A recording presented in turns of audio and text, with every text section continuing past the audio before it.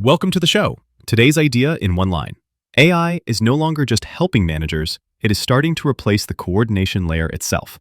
And if that hits a nerve, like, share, and subscribe, because this is exactly the kind of future of work conversation we're here for. I'm Simon Carver with Lachlan Reed.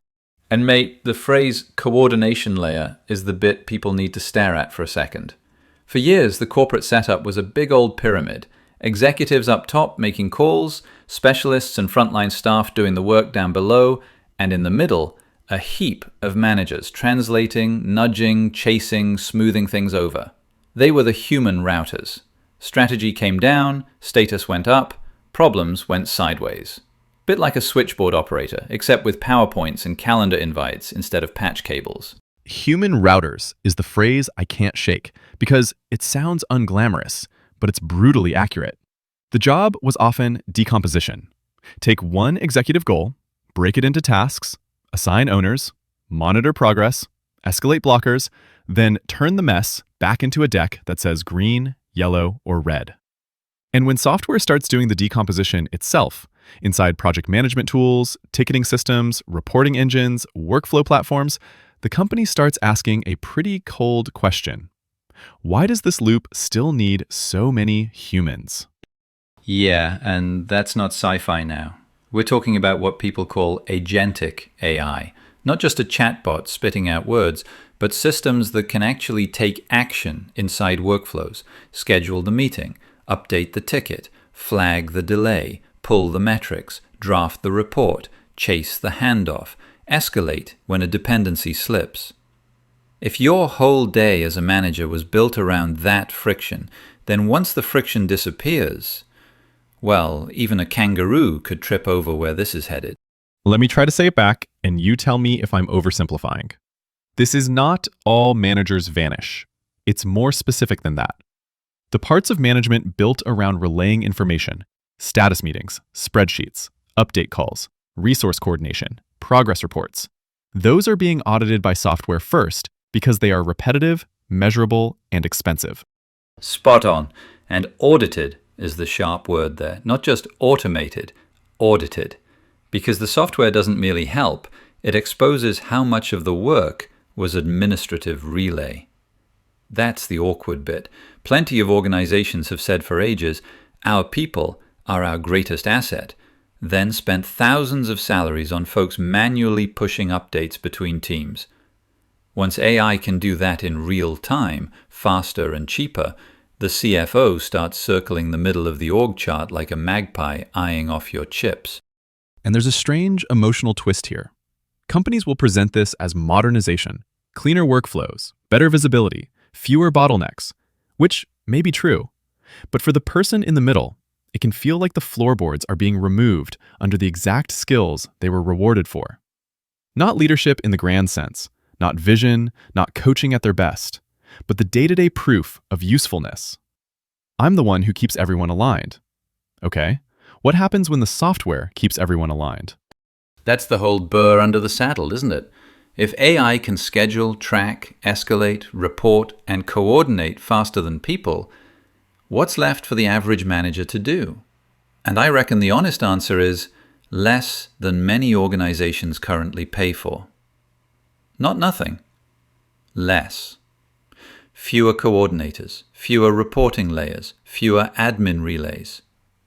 That doesn't mean humans stop mattering. It means jobs built mostly on process friction get squeezed first. Which is why this conversation matters before the layoff slide deck arrives. Because once a company discovers it can compress 3 reporting layers into one dashboard and a couple of AI agents, it won't call that a philosophical moment. It'll call it efficiency. And efficiency leads us to the next tension.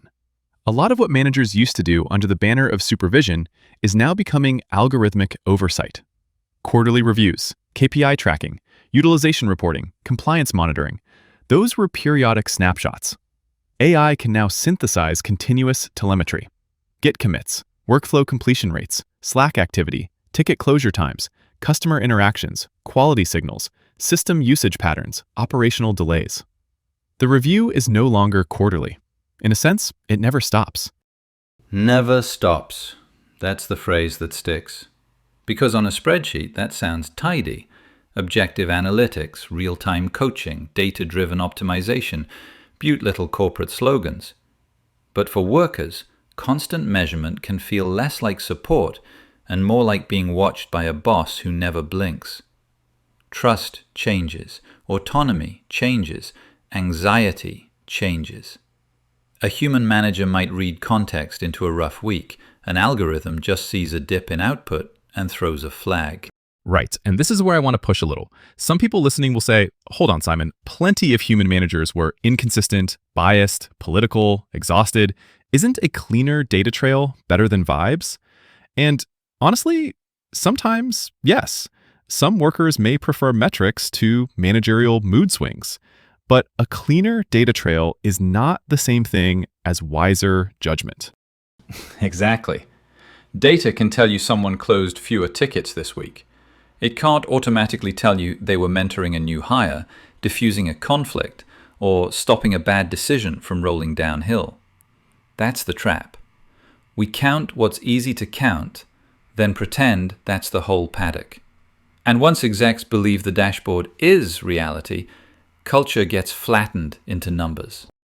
Which connects to the other big shift, the super individual contributor. One really skilled developer, analyst, designer, researcher, engineer, pick your lane, can now produce output that used to require a small team because AI amplifies the draft work, the lookup work, the coordination work, even some of the iteration. So the organization looks at that person and thinks, maybe I need fewer layers between talent and execution. Yep, that's the new org math. If one AI-augmented specialist can do the work of several people, and the software trims the overhead around them, then flatter structures start looking mighty attractive. Smaller teams, fewer handoffs, less ceremony, more direct execution. It's not theoretical anymore. Heaps of firms are already consolidating management and centralizing operations around these leaner setups. But this is where I don't want the story to become cruel. Behind every flattening initiative are actual lives, mortgages, families, identities, years of experience. And middle managers were not simply status update machines. Many were conflict resolvers, mentors, institutional historians, political stabilizers. The people who knew why a process existed, which client was sensitive, which team had been burned before, which shortcut would create a bigger mess 6 months later. That's the irony, hey? The same role that looks bloated on an org chart can be the emotional shock absorber in real life. AI may replace admin coordination, but it doesn't automatically replace wisdom. It doesn't replace empathy. And it absolutely doesn't replace ethical judgment. Software can optimize for speed. It can't, by itself, decide when slowing down is the humane thing to do.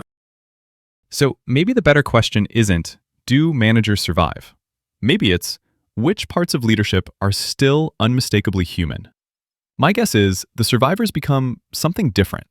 Systems thinkers, yes, but also interpreters of context, guardians of ethics, designers of healthier workflows, people who manage not only humans, but automation itself. I think that's right. The future manager probably supervises fewer humans and more AI agents, more automation flows, more decision systems, less calendar Tetris, more judgment, less chasing updates, more making sense of trade-offs, less being the hallway relay, more being the person who says, hang on, this process is efficient, but it's chewing people up. That's a totally different career model. And it raises a quiet moral test for companies. If the tools get better at coordination, do we use that gain to strip work down to pure output? Or do we use it to make work more dignified, more creative, more thoughtful, more human? Efficiency is easy to celebrate. Dignity takes intention.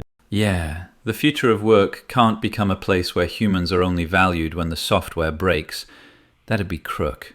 The smart organizations won't be the ones that simply eliminate the most people. They'll be the ones that combine human judgment, ethical leadership, resilience, and AI augmentation without losing the plot. If this gave you something to chew on, subscribe and share it with someone managing teams right now. And if you're in that middle layer wondering what survives, maybe start there. Not with the tasks the software can copy, but with the judgment it can't. Catch you next time.